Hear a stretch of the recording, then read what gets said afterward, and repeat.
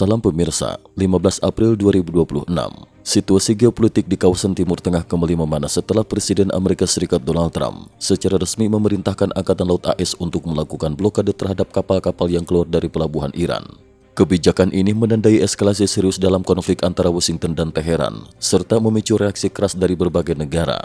Di tengah tekanan tersebut, Iran dilaporkan tengah mempertimbangkan untuk menghentikan sementara pengiriman minyak melalui Selat Hormuz, jalur vital yang menjadi salah satu urat nadi perdagangan energi dunia, guna menghindari konfrontasi langsung dengan militer Amerika Serikat.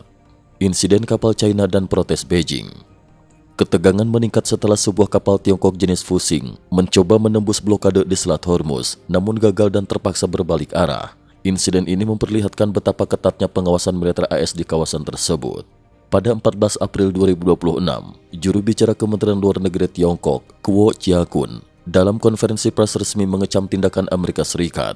Ia menyebut langkah blokade tersebut sebagai tindakan berbahaya dan tidak bertanggung jawab yang berpotensi memperburuk ketegangan dan merusak gencatan senjata yang masih rapuh. Namun sejumlah analis internasional menilai kritik Beijing sebagai bentuk standar ganda. Mereka menyoroti bahwa di satu sisi Tiongkok menyerukan stabilitas, namun di sisi lain diduga tetap menjalin kerjasama militer dengan Iran, termasuk pengiriman teknologi dan komponen persenjataan. Pandangan ini memicu tudingan bahwa sikap Beijing tidak konsisten, mengkritik tindakan Amerika secara terbuka, tetapi tetap memberikan dukungan strategis kepada Teheran secara tidak langsung. Efek blokade mulai terasa di pasar energi global. Dampak kebijakan blokade mulai terlihat dalam waktu singkat.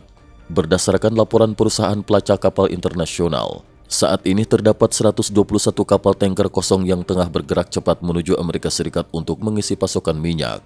Fenomena ini menunjukkan pergeseran besar dalam arus perdagangan energi global.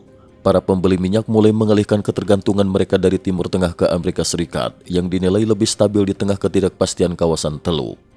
Langkah strategis AS, gandeng Indonesia dan kendalikan jalur energi. Pada 13 April 2026, pemerintahan Trump secara mengejutkan mengumumkan pembentukan kemitraan pertahanan strategis dengan Indonesia.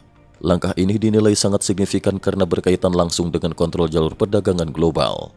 Fokus utama kerjasama ini adalah penguatan keamanan di Selat Malaka, jalur laut yang dilalui sekitar seperempat perdagangan dunia, termasuk pasokan energi utama bagi negara-negara seperti China, Jepang, dan Korea Selatan. Dengan memperkuat pengaruh di Selat Hormuz dan Selat Malaka secara bersamaan, Amerika Serikat dinilai tengah membangun kendali strategis atas dua titik paling krusial dalam rantai pasokan energi global. Langkah kontroversial Korea Selatan. Di tengah meningkatnya ketegangan, langkah Korea Selatan justru memicu tanda tanya besar. Pemerintahan yang dipimpin oleh Lee Chae-myung dilaporkan mengirim utusan khusus ke Teheran untuk melakukan negosiasi langsung dengan Iran.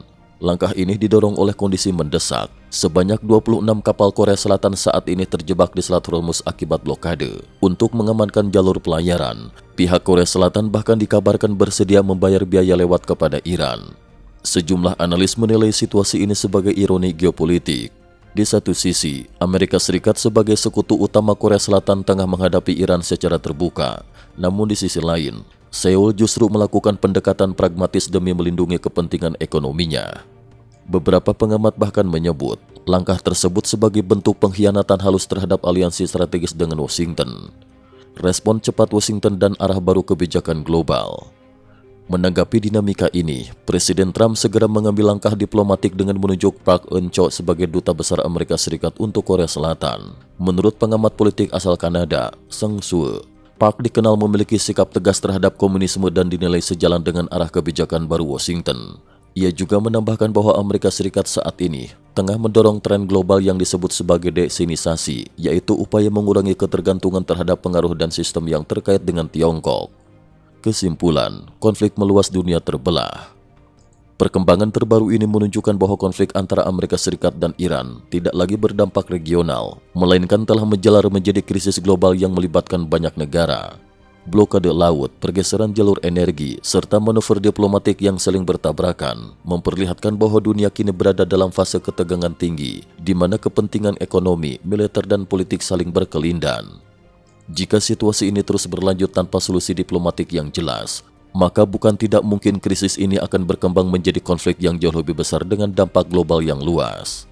Cukup sekian dulu, terima kasih atas perhatiannya.